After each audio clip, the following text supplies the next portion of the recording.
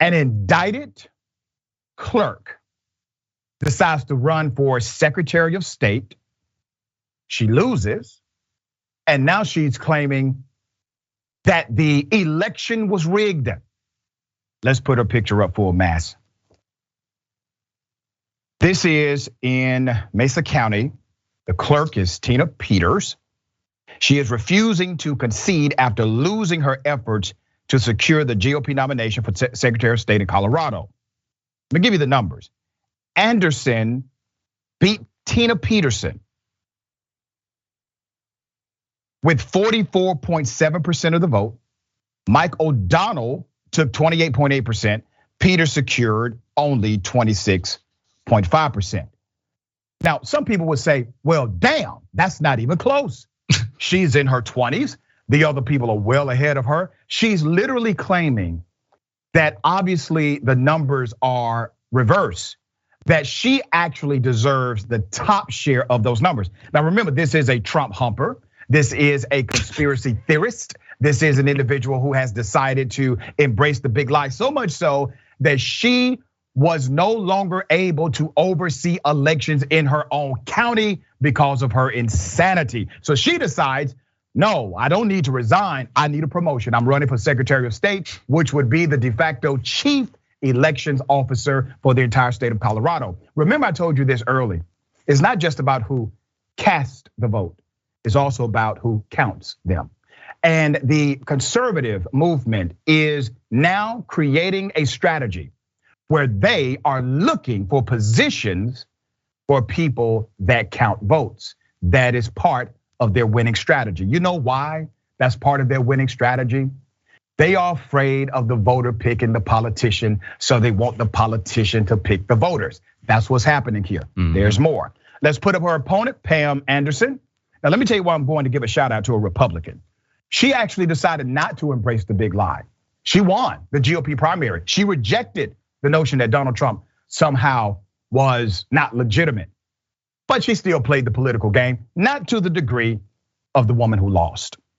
The Associated Press also projected Anderson won. Colorado Public Radio reported Peters gained a national profile for allegedly violating the security of her office's election equipment to allow an authorized person to hunt for evidence of fraud. She is currently under criminal indictment and has been banned from overseeing elections in her county this year. Isn't that fascinating? This person literally decided to take tax-funded positions and investigate conspiracy theories on the taxpayers' dime. She's under criminal indictment. But Denver Post reporter, Saja Hindi, reported, Peters said she won't back down. She won't give up, no matter what the results are. Of course. Yeah, Peters, a 2020 election denier, offered a conspiracy theory about the election. Tina Peters is now speaking after AP calls the SOS GOP primary for Pam Anderson. Hindi reported, she says the numbers are flipped and the results are fraudulent. It's not over, she said. Okay, here's the reality. Obviously she lost, and she lost by a landslide here. Now, why is she claiming that she won? She's claiming that she won because she knows there's a segment of the society who will simply believe it and possibly even keep her relevant, even though she would not be in political power. Rick, I want your thoughts on this one. Okay, so real quick, I understand that we should all be like, hey, a Republican did something good, but let's be very honest about this. It's the bare minimum. Bare minimum. It's the bare minimum. Like all these Wonder Woman memes we're gonna talk about with Cassidy Hutchinson, she testified because it's what you should do.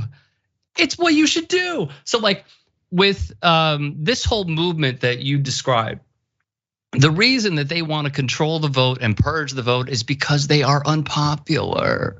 These people are not popular. Their policies are not popular. Republicans are not popular. If they would, then they would have won a popular vote at least more than once in the last 30 some years.